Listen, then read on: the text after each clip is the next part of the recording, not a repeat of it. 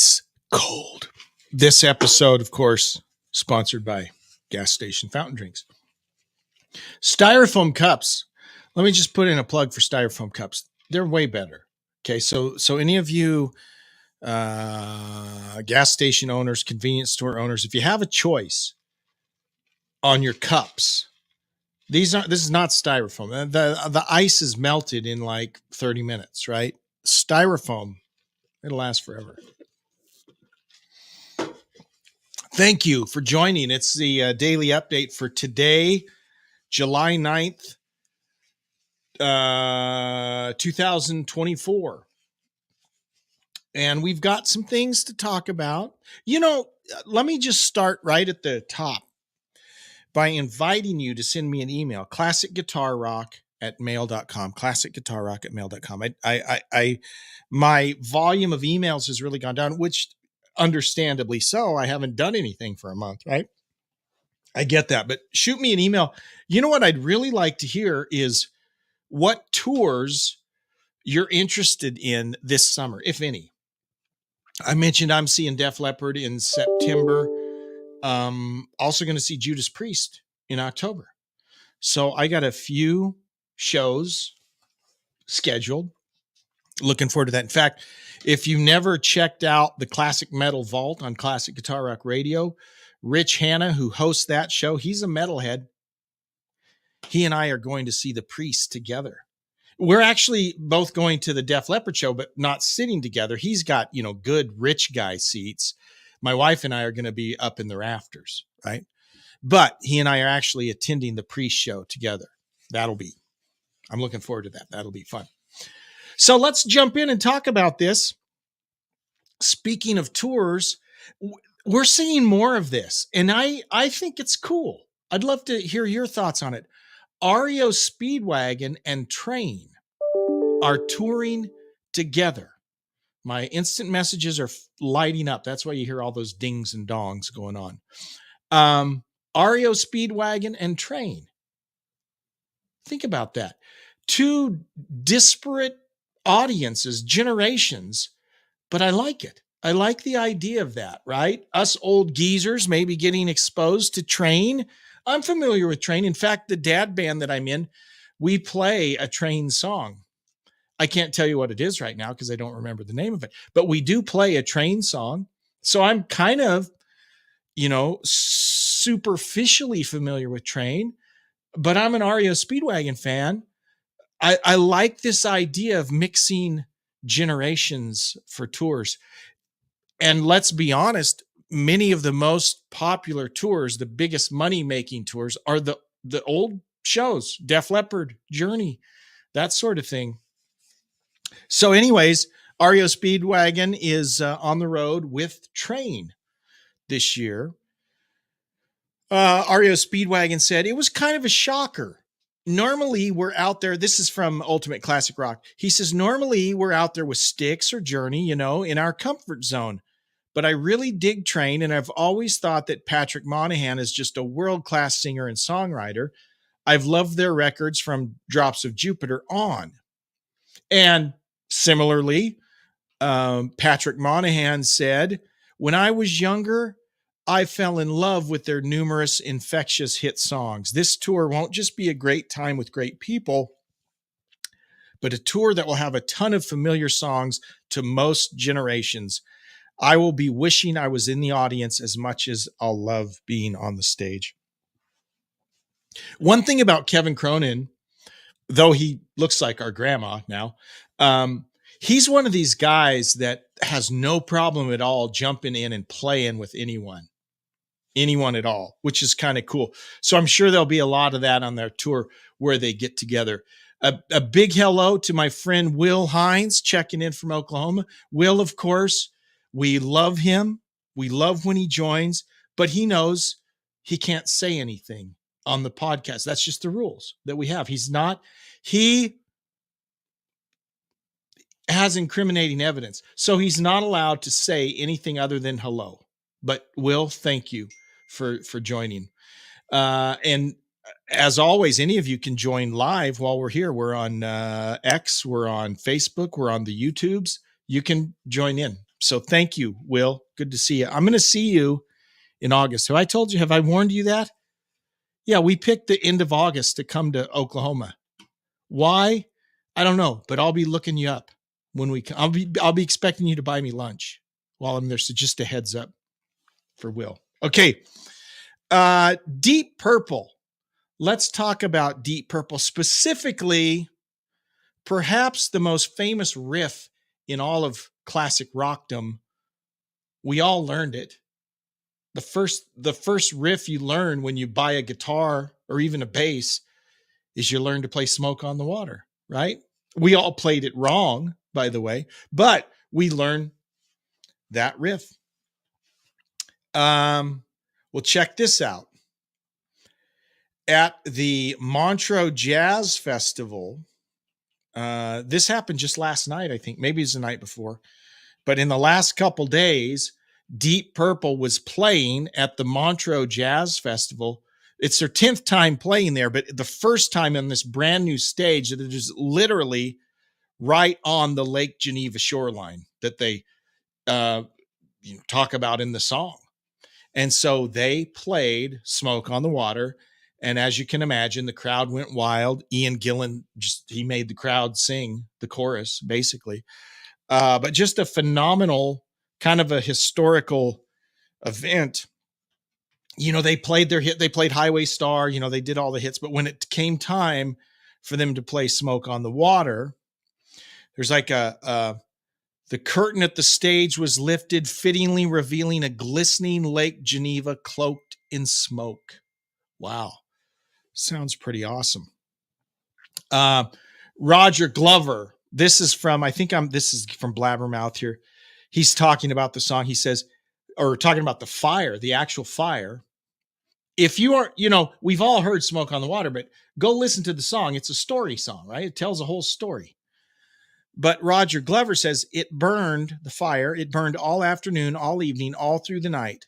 We went and looked at it the next morning, and there it was, gone. It was a frightening thing. The following morning, I was in my room alone, and I woke up with those words on my lips, and I said them out to an empty room. And then I kind of really woke up, and I said, what did I just say? Smoke on the Water. No idea what it meant. I mentioned it to Ian Gillan, and he said, yeah, sounds like a drug song. We better not do that. But of course, they did do it. And it's not about drugs. It's about Smoke on the Water.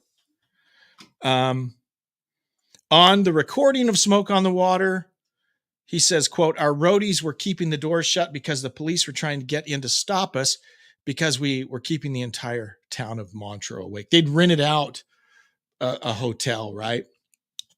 And were recording. I don't remember all the details. They had to relocate somewhere else. Well, the song tells the whole story. So anyways, go back and listen. But truly a piece of history. Even Luciano Pavarotti is a fan of Smoke on the Water. Roger said, we worked with Luciano Pavarotti a couple times. And once he said, I've heard you sing Smoke on the Water 6 times. And I'm very jealous because every time it's different. If I changed one detail of the original interpretations of any of my famous areas, they'd crucify me. And he's right. If you hear Deep Purple play Smoke on the Water, to be honest, it's kind of annoying.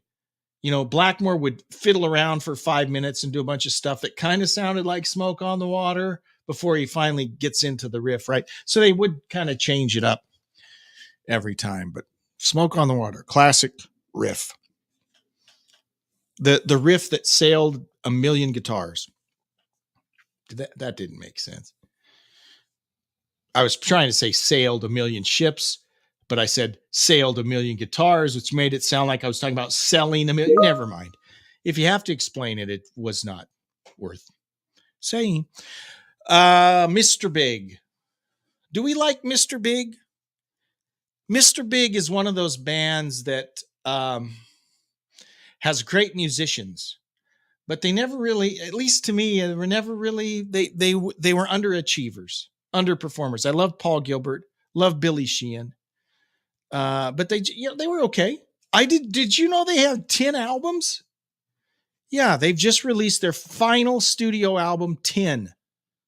And this is a a farewell tour. Of course, their drummer Pat Torpey died of cancer about 2 years ago, and he's obviously been replaced for the tour by Nick DeVergilo, who was in Spock's Beard. Great drummer. But they're wrapping it up. And, Paul Gilbert is okay with it, right? I mean, I think they're probably all okay. It's time to wrap it up. So after 10 albums, this will be the last Mr. Big tour.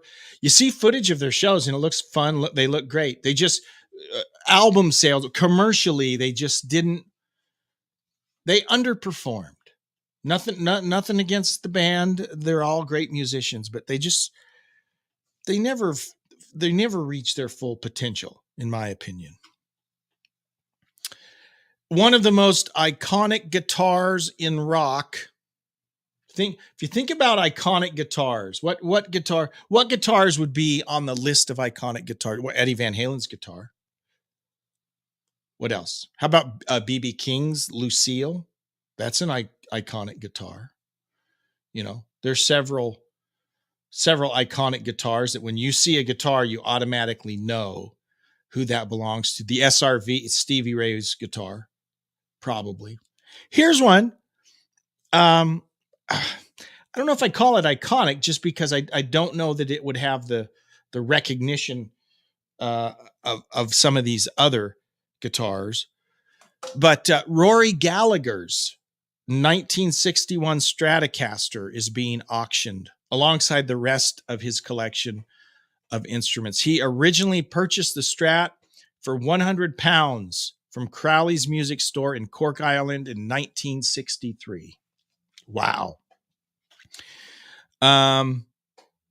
It was briefly stolen in the late 60s, but was recovered after being found in a ditch after they had reported on the news about his guitar being stolen. They found it in a ditch.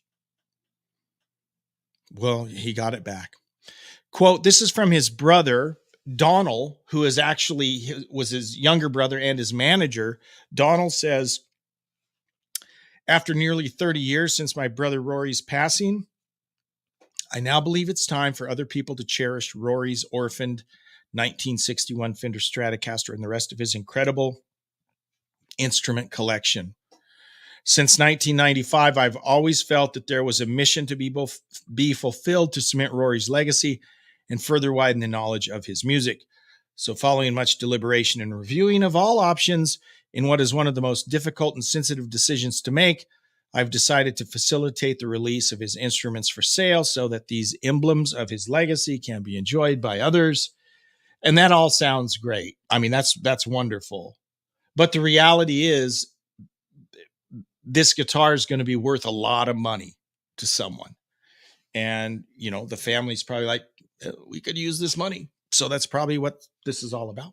But if you're a rich person and a Rory Gallagher fan, his guitar is going to be up for auction soon. Now, here's an item that is not new, but because I haven't been here for a month, I can't remember if I talked about it.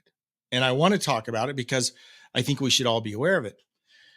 Way back at the end of May, I think my last update was like the beginning of June, until yesterday. So I don't recall talking about this, but I want to mention it because if you haven't availed yourself of this opportunity, it might be worthwhile. Rhino, back on May 31st, released Anno Domini 1989 to 95. This is the box set of the Tony Martin era of Black Sabbath. Now, for those of us that aren't really familiar, the 80s were not, the mid 80s were not a great time for Sabbath. There was the Born Again album with Ian Gillan, which I love Ian Gillan. I love Black Sabbath. That album sucks. I mean, some people, it blows. Okay. It's not a good album. Worst album cover ever. Production is terrible. The song Trashed, it's okay, but it sucks. That album It blows. The Tony Martin albums are way better than Born Again. Again, my email's going wild. Sorry, guys. And because kind of lackluster commercial success after Born Again, these were kind of forgotten. But there's some really good stuff in those Tony Martin albums. Now, the Seventh Star album featured Glenn Hughes. That came out, in 86, 85, 86? But then they land Tony Martin, and Tony Martin was there for 3 or 4 or 5. I don't remember how many albums total. But let me just say this: Eternal Idol, that is an awesome album. It's better than several of the Ozzy albums. I would rather listen to Eternal Idol definitely than Never Say Die. I think I like it better than Technical Ecstasy. I might even like it better than Sabotage. It's a really good album. Tony Martin's a great singer. Think of the guys that came after. There was Ozzy, and then there was Ronnie. And then after that, anyone that they brought in, they had to sing. Tony Martin had to sing the Ozzy stuff. He had to sing the Ronnie stuff. Ronnie didn't like singing the Ozzy stuff, and he doesn't. You can tell, right? Tony did a good job doing both of it. And then he had his own vibe. It was good stuff. So I'm glad that this box set has been released.